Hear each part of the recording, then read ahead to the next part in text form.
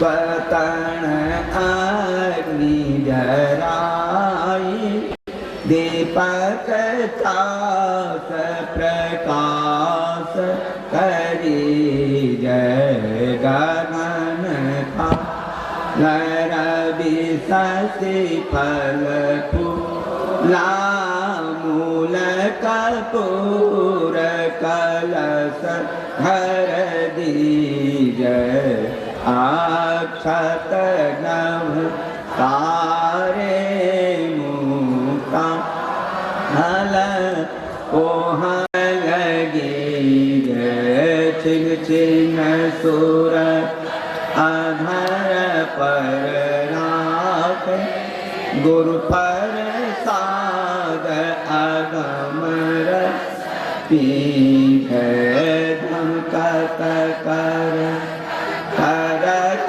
गुरु धाम उलटी आयल तुलसी तनती जय आरती तनम दिल में की जय दृष्टि योगल कर सन्मुख जय चमक बिंदु सूक्ष्म अति उज्ज्वल ब्रह्म ज्योति अनुपम लखली जय जगमग जगमग रूप ब्रह्मांडा निरखी निरखी जो तजदी जैसा दसुरत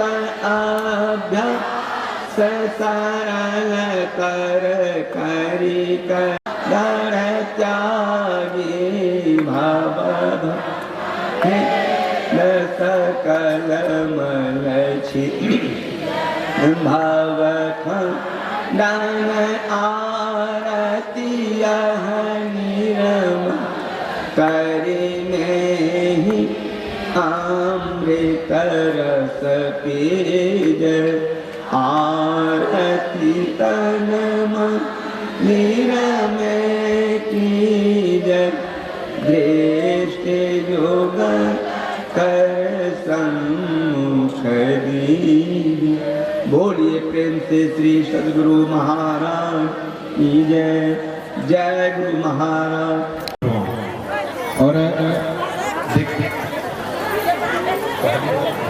पुनः निवेदन है प्रसाद वितरण के लिए बाहर चले जाएं। निवेदन है कि प्रसाद लेकर के पंडाल के आउटसाइड में चले जाएं।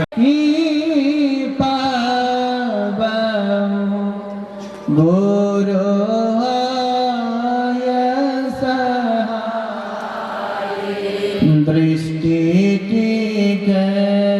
श्रुति दोनर में आशा करूं गुरु दया भजन में मन ऐसोर में जसरम सो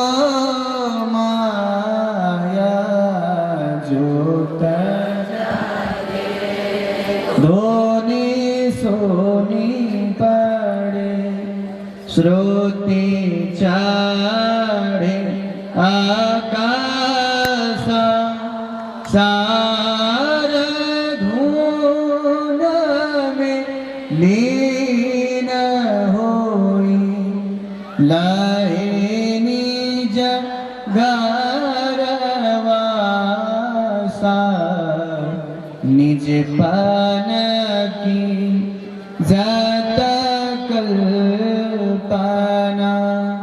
सब जाय मिटा।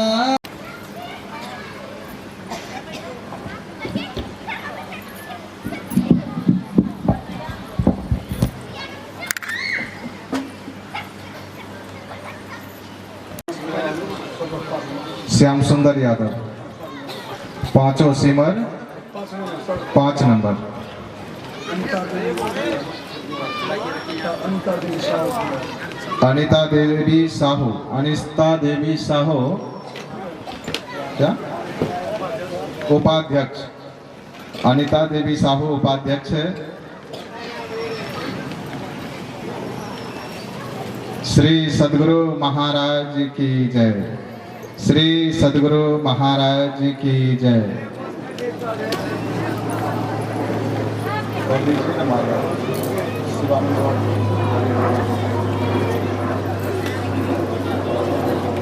श्री सद्गुरु महाराज की जय।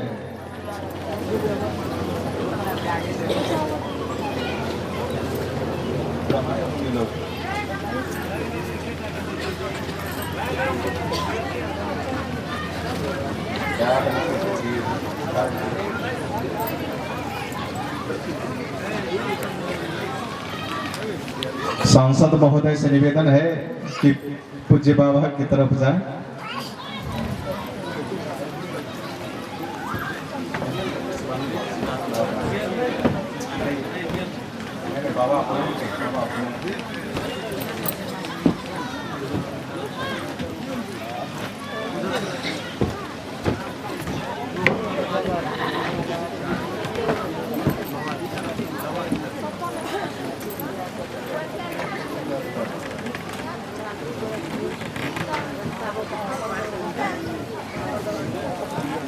पूनम देवी नरसिंह यथाशीघ्र माल्यार्पण के कार्यक्रम को संपन्न करें।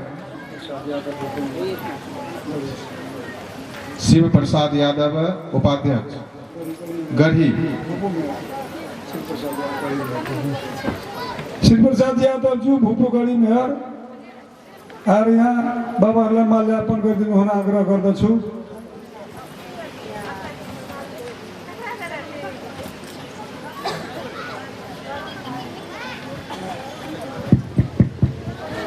श्री सद्गुरु महाराज की जय।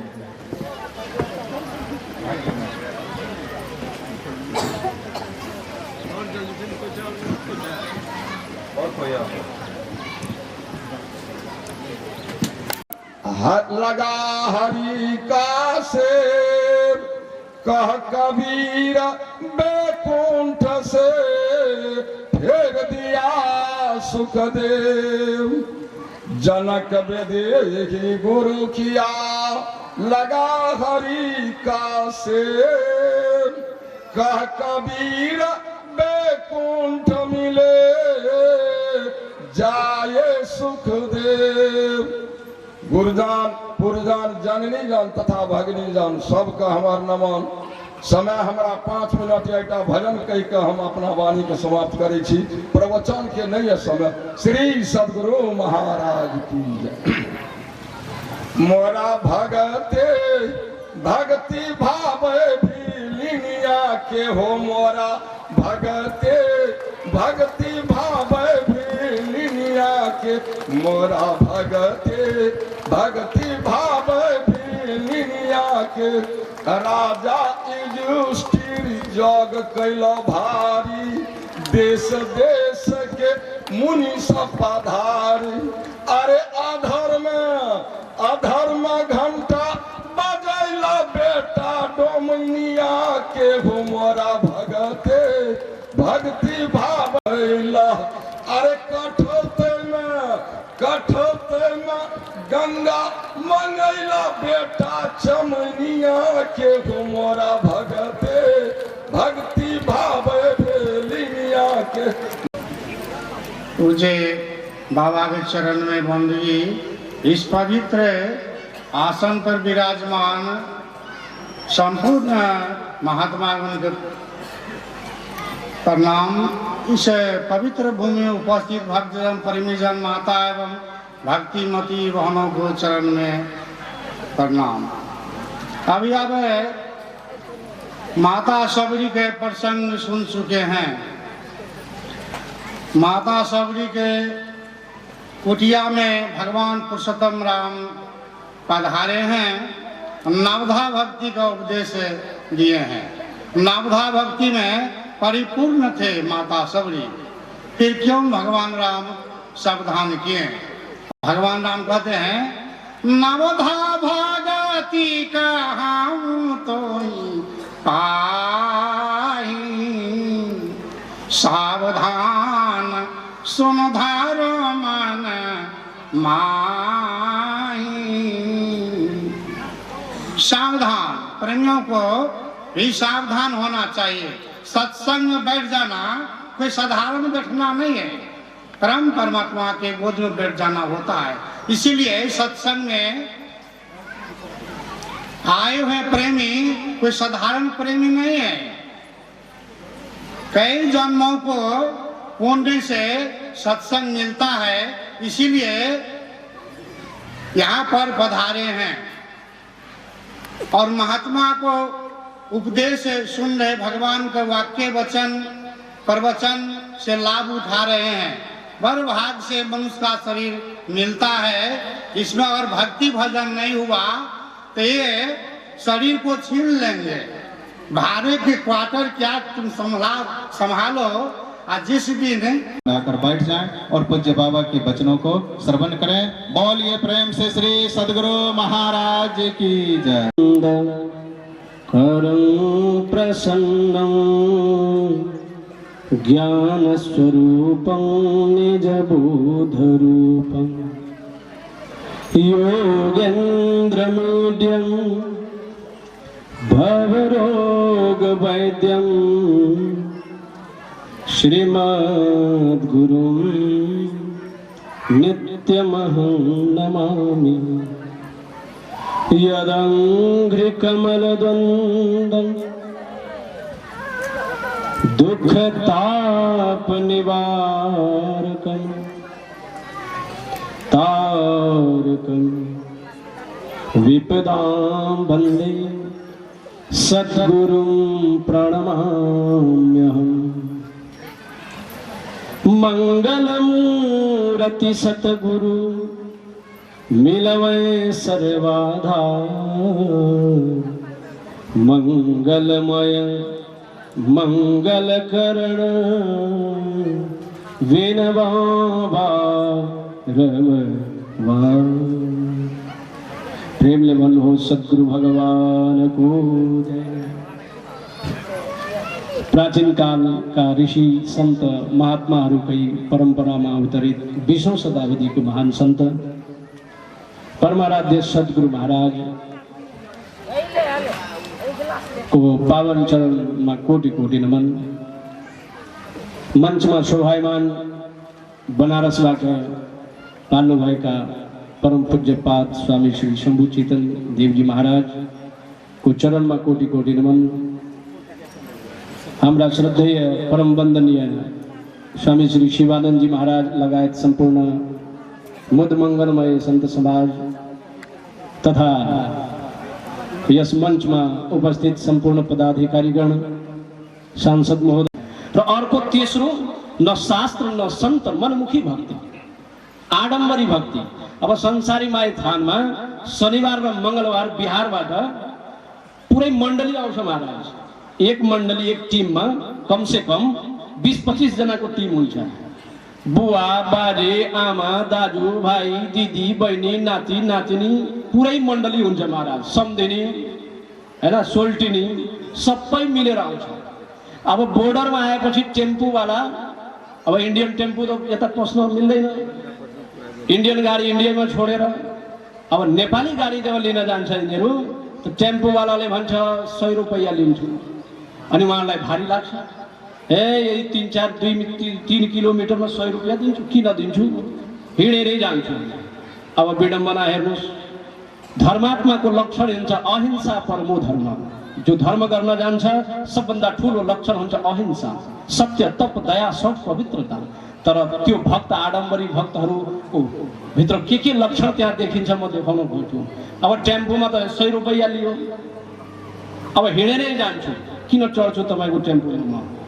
2-3 किलोमिटर हो। अब 25 जनाको टिम छ महाराज। अब सामानहरू के छ? अब कसैको टाउकोमा 2 मनको कढाई, टेम्पोमा त बसेन। अब संसारी माता मन्दिर जाँदैछ, अब भक्तिको लक्षणहरू के सामग्री छ त्यो हेर्न चाहन्छु म। 2 मनको कढाई कसैको टाउकोमा, कसे को कांधमा 3-4 फीट को ठुलो ठुलो कलछुल है ना छल्ले करछुल अनि कसैको टाउकोमा महाराज त्यो दाउराको बोझा हाम्रो मधेसमा हुन्छ नि सन्ठी पाटको बोझा त्यो कसैको टाउको त्यो पाटको बोझा हुन्छ र कसैको हातमा त्यो बाख्राको रस्सी अब बाख्रा पनि बेचारा कुदेर एकदम तीर्थ गइरहेको छ अब किन लग्दैछ त्यो पनि थाहा छैन गुरु कृपा एकं नित्यं निराकारं निर्गुणं व्यापकं विभुम्। सबसे पहले मैं एक लघु प्रसंग सुनाना चाहता हूँ। एक किसान को 2 पुत्र थे, तो बड़ा पुत्र का विवाह हुआ। कुछ दिन के बाद उसकी मृत्यु हो गई, तो उसकी पत्नी हो गई विधवा। और स्त्री का संसार पति ही होता है, और पति यदि मर गया तो संसार गुजर गया। तो बेचारी उदासीन दुखी मन से रहा करती थी। तो गांव घर की जो महिलाएं और पुरुष हैं सत्संग मंदिर में जाया करते थे।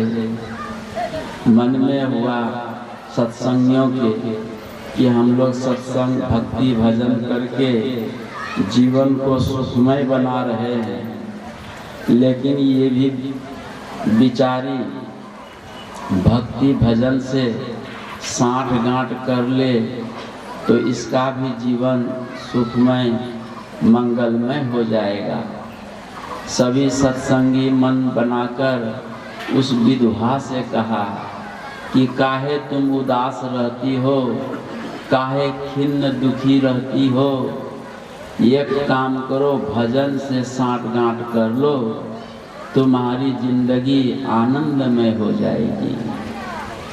तो रोज की बात रोज सत्संगी सब उन्हें कहती थी, तो वो सुन करके रोज रोज सुनते सुनते एक दिन झुंझुला करके कहते हैं कि आप लोग क्या कहते हैं, भजन राजिए नहीं है तो भजन से हम साठ गांठ क्या करें, राजी हो तबे न हम साठ गांठ करें। मतलब उसका देवर का नाम था भजन। कहा कि पति मर गया है तो देवर से साठ गांठ कर लो, तुम्हारा जीवन आनंदमय हो जाएगा। लेकिन देवर राजिए नहीं है तो कैसे जीवन आनंदमय होगा। गांव समाज में साधु संत लोग आते हैं जिला अधिवेशन के रूप में, अखिल भारतीय के रूप में, प्रखंड अनुमंडल इत्यादि के रूप में। सभी साधु संत कहते हैं कि भजन भक्ति से साठ गांठ करो। अब ये भजन राजी नहीं, अब ये विधवा और भजन है कौन। इस शरीर में बुद्धि है विधवा, अब बुद्धि का देवर है मन। अब रात दिन साधु संत लोग भजन भक्ति की बात करते हैं और सुन सुन करके मन उदास है, मन उदास है और भक्ति भजन करने में राजी है नहीं। तो बताओ दुख मिटेगा, सुख शांति मिलेगी? नहीं मिलेगी।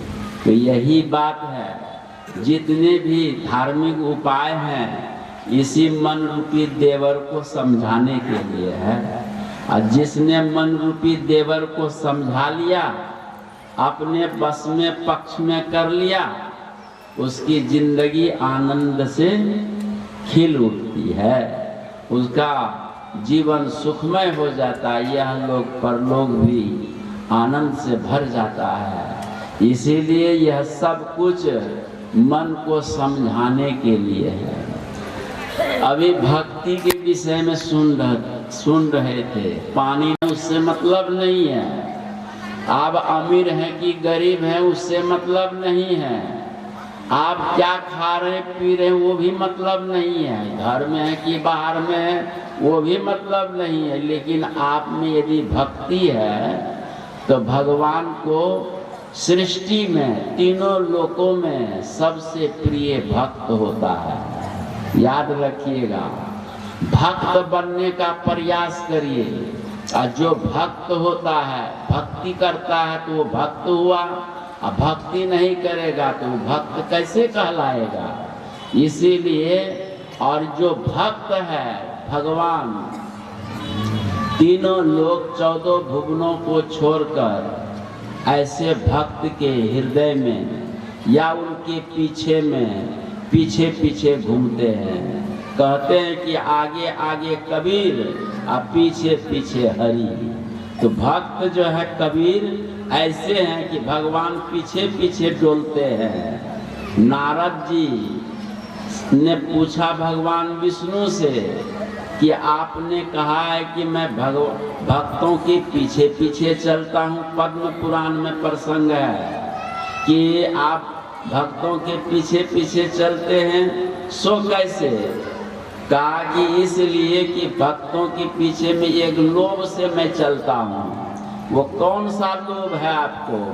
कि भक्त जब आगे चलते उनकी चरण की धूली उड़ती है और वो धूली मैं पीछे में अपने अंग में लगाकर अपने गात्र का संशोधन करता हूँ। इसी लोभ में लालच में भक्तों के पीछे पीछे चलता हूँ। इसीलिए भक्त बनने का प्रयास करो, और जहाँ भक्त है वहीं पर भगवान रहते हैं। समझ गए? भगवान न तो वैकुंठ में रहते हैं न किसी लोकांतर में रहते हैं। नारद जी ने पूछा कि भगवान आप कहाँ रहते हैं? तो कहते न हम बसामी वैकुंठे योगी नाम हृदय न च मद भक्ता यत्र गायन्ति तत्र तिष्ठामि नारद। हे नारद, मेरा भक्त जहाँ पर प्रेम से भाव से मेरा गुणगान करता है, मेरा नाम सुमरन करता है, मेरा यशगान करता है, मेरा चिंतन ध्यान करता है, ऐसे भक्त को देखकर मैं अपनी लक्ष्मी अर्धांगिनी को छोड़कर उनके पास में रहता हूँ। ये देखो, वेदव्यास जी से पूछा कि भगवान कहाँ रहते हैं, तो वेदव्यास जी ने पुराण में एक श्लोक लिखा है, बड़ा बढ़िया लिखा है श्लोक कि सकल भुवन मध्य निर्धनास्ते धन्या निवसति हृदय शरीर हरिर भक्ति का हरिरपि निज लोकम सर्वथा तो विहाय प्रविशति हृदय तेषां भक्ति सूत्र उपनद्यः। कहते हैं सकल भुवन मध्य, 7 भुवन ऊपर है, 7 भुवन नीचे, 14 भुवन 3 लोग के मध्य में यहाँ सत्संग हो रहा है नेपाल के बीच में।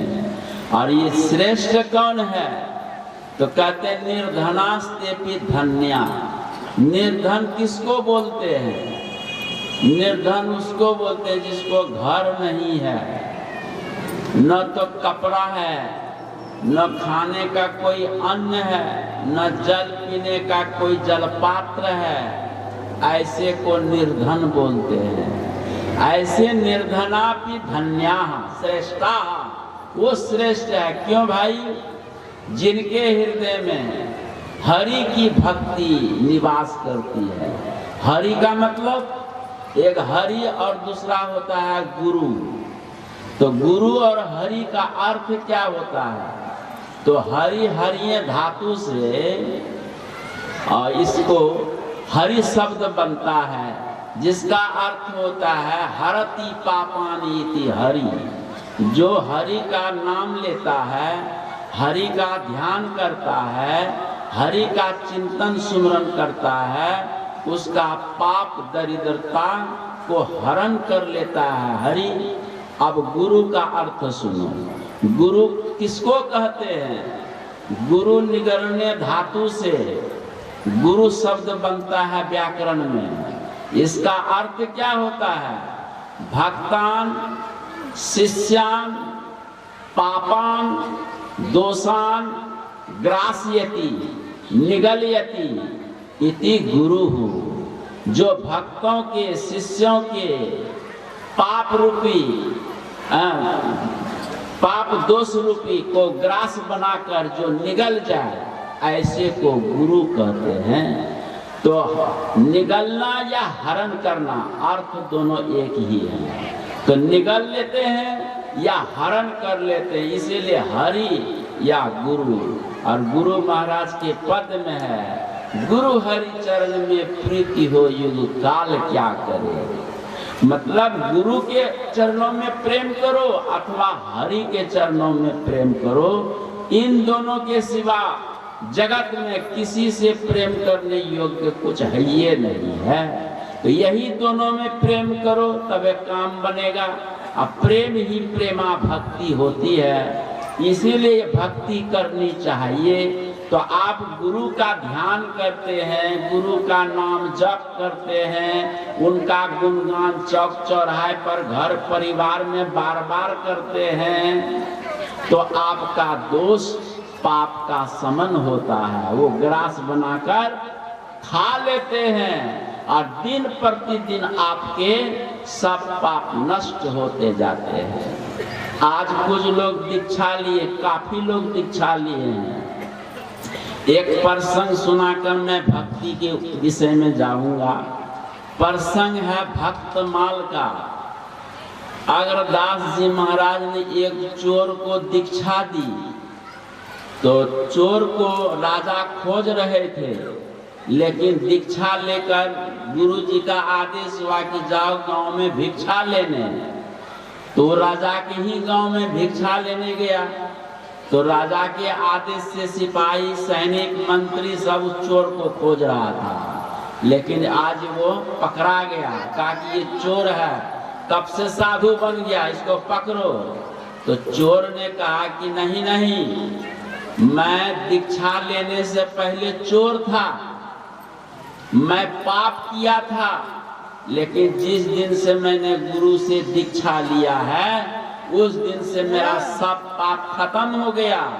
अब मेरा नया जन्म हुआ है, इस नया जन्म में मैंने कोई पाप नहीं किया, इसलिए मैं चोर नहीं हूँ और कोई दंड का अधिकारी भी नहीं हूँ।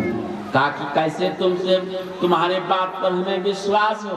कहा मेरे गुरु जी ने मुझे कहा है कि पहले दीक्षा लेने से मैंने बहुत पाप किया था और उस पाप के चलते दंड का अधिकारी था, मैं सजा भोगने का अधिकारी था, लेकिन गुरुजी ने कहा कि आज से तेरा पाप सब जलकर भस्म हो गया, नया जन्म हो गया, अब तुम पवित्र से रहना और पवित्र भक्ति गुरु की भक्ति करके तू मोक्ष को प्राप्त हो जाएगा। ऐसा मेरे गुरुजी ने कहा कि चलो उस साधु को, चोर वाला साधु को हथकड़ी लगाकर अग्रदास जी महाराज के पास ले आए।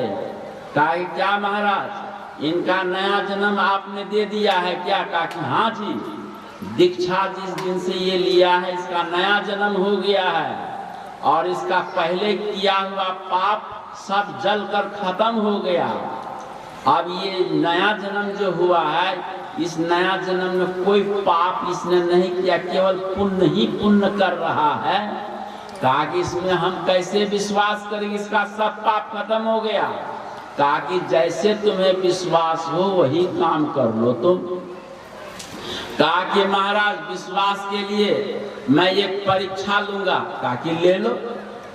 तो राजा ने एक लोहा का गोला खूब तपाया और वो गोला खूब लाले लाल हो गया और वो गोला सभा बुलाई। सभा के बीच में वो जो साधु बना है चोर, वो चोर को खड़ा किया। गुरुजी सिंहासन पर बैठे हैं और सभा के मध्य में उसके हाथ में वो लाले लाल तपा हुआ गोला रख दिया कि इसने कोई पाप नहीं किया है, नया जन्म में इसका हाथ नहीं जलेगा।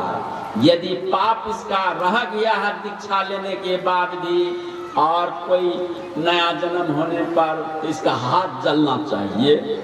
इस प्रकार से कहकर जैसे हाथ में गोला दिया, उस लोहा का जलता हुआ गोला को लेकर वो कई घंटा तक खड़ा रह गया, हाथ जला नहीं।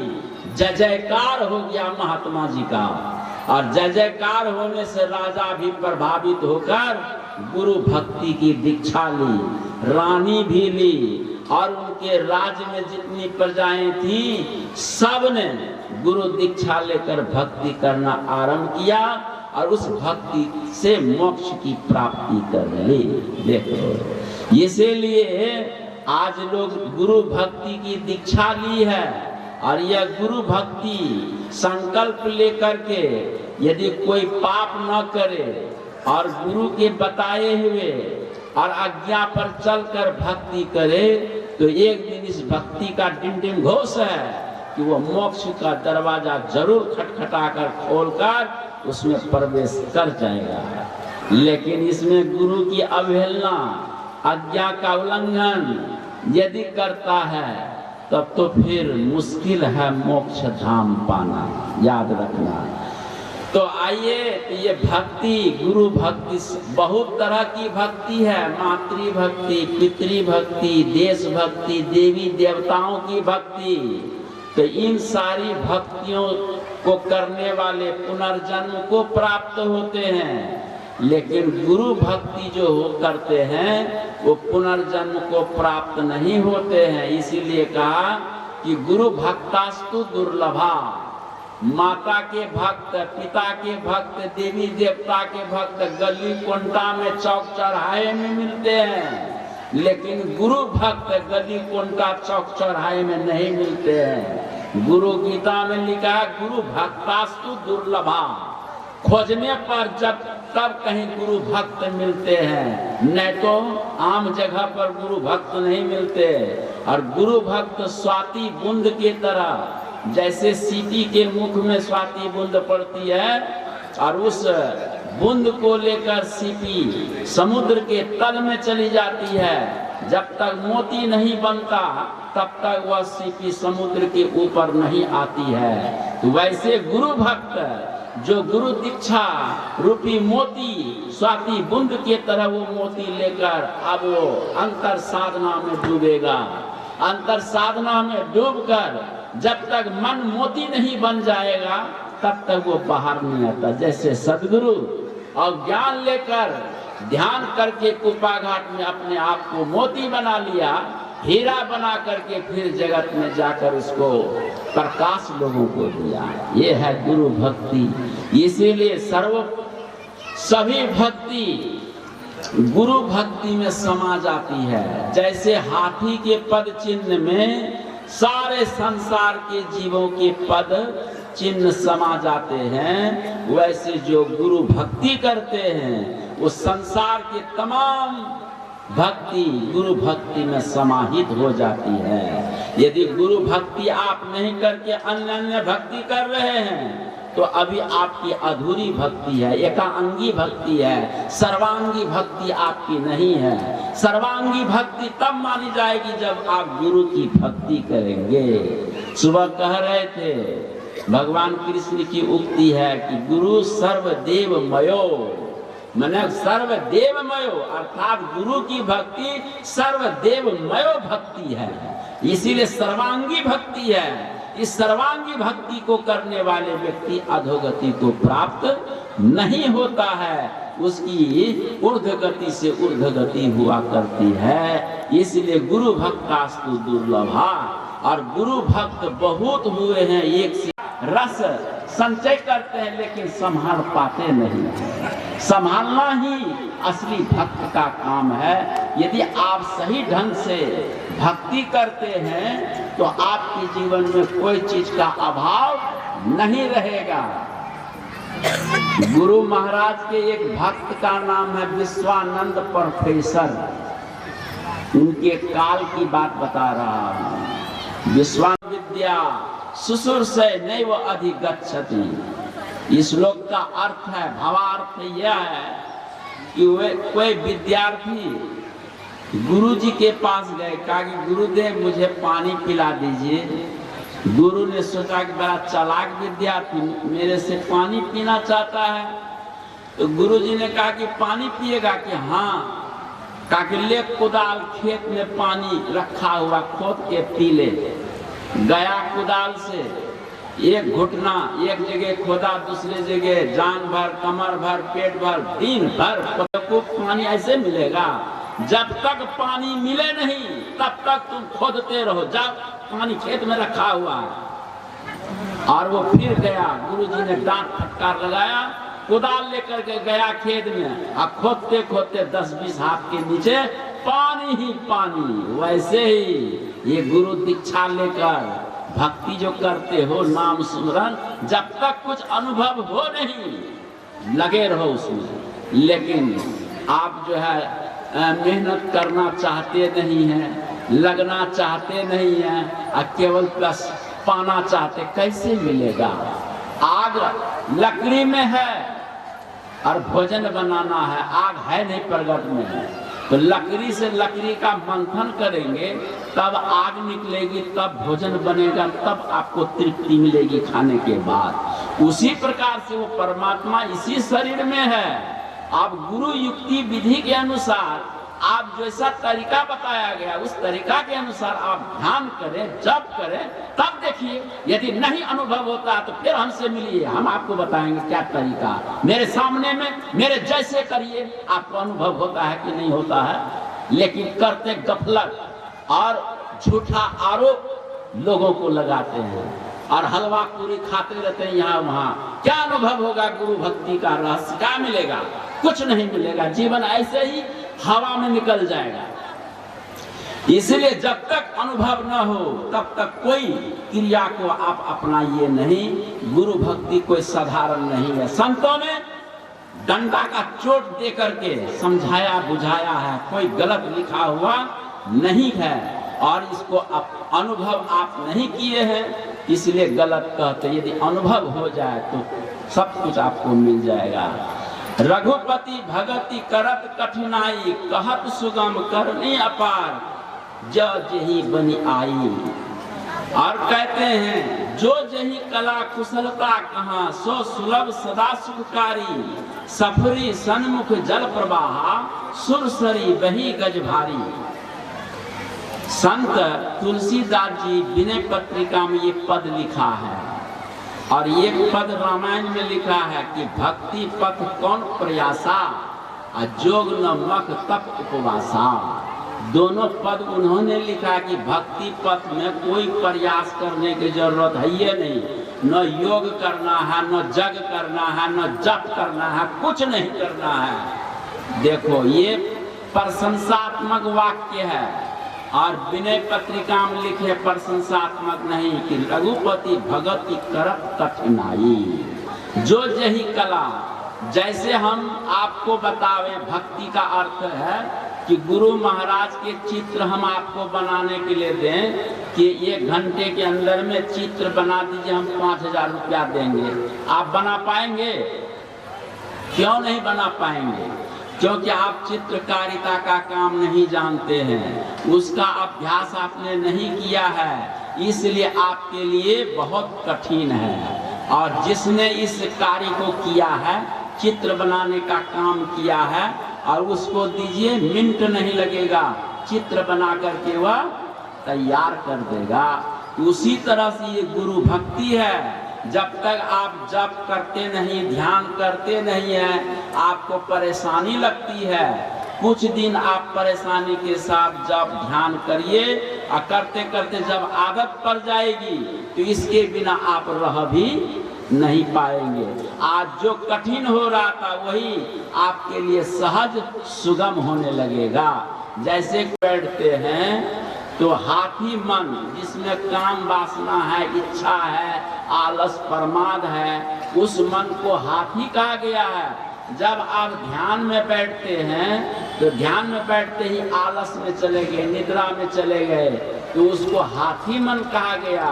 और सफरी मन आलस छोड़कर ध्यान में बैठते पिंड से बरमान में सुरसुरा कर, ये पिंड हो गया भाठा, और ब्रह्मांड हो गया ये सीरा हिमालय, और भाठा से सीरा वो सूरत सिमट करके मीन रूपी सूरत सिमट करके भाटा सीरा में चढ़ गया, अर्थात ब्रह्मांड में चढ़ने का नाम है यह सूक्ष्म भक्ति। तो जिसका मन सफरी की तरह मीन सूरत क्या कर सीरा से भाटा से सीरा चली रही। गुरु महाराज की पंक्ति है कि मीन जो सूरत है, मछली जो है छोटी छोटी मछली का उपमा दिया है कि वह मीन के रूप में, सफरी के रूप में, चींटी के रूप में जब हो जाती है तो शरीर को छोड़ करके ब्रह्मांड में जाकर उस परमानंद का अनुभव क्या करती है। जो शर्करा सिक्ता मिलई बल्कि रसज्ञ सूक्ष्म पिपीलिका बिनु प्रयास ही पावे। पिपीलिका कहते छोटी छोटी चींटियों को। बालू में चीनी मिल गई है, आप बहुत पढ़े लिखे बुद्धिमान हैं, क्या बालू से चीनी अलग कर देंगे आप लोग? नहीं, लेकिन चींटी बहुत होशियार है और वो बालू से चीनी को अलग कर लेती है। उसी प्रकार से बालू और चीनी और चींटी है क्या? ये शरीर, मन, बुद्धि, इंद्रियां, ये बालू है, इसमें परमात्मा रूपी चीनी मिली हुई है। और जब चींटी मतलब जिसमें वासना, कामना, इच्छा नहीं है, ऐसे इच्छा वासना से रहित सूरत को चींटी की उपमा दिया। ने एक बहुत बड़ा सा लिस्ट बना करके दे दिया कि झुमका ले लीजिएगा, पायल ले लीजिएगा, बहुत से अलंकार आभूषण लिख दिया और उस लिस्ट को लेकर जिससे आपका भी यह लोक परलोक सुखमय बने। बोलिए श्री सद्गुरु महाराज की जय।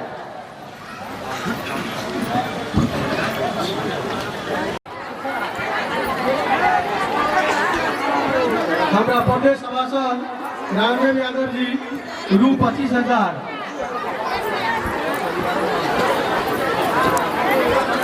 गोविंदन शुरू करें। श्री सद्गुरु महाराज की जय, श्री सद्गुरु महाराज की जय, श्री सद्गुरु महाराज की जय। भजमन सत गुरु जी।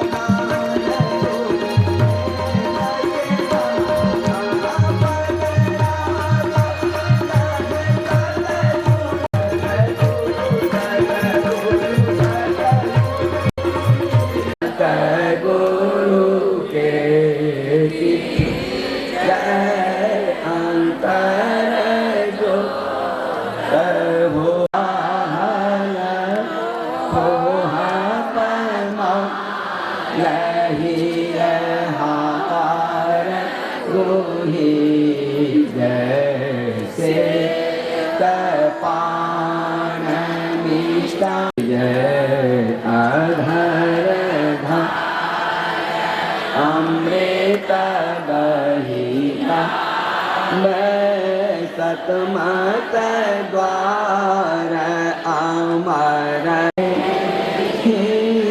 अमृत रस जया रचितन मंदिर की जय दृष्टि उदय कर सम्मुख दीजय।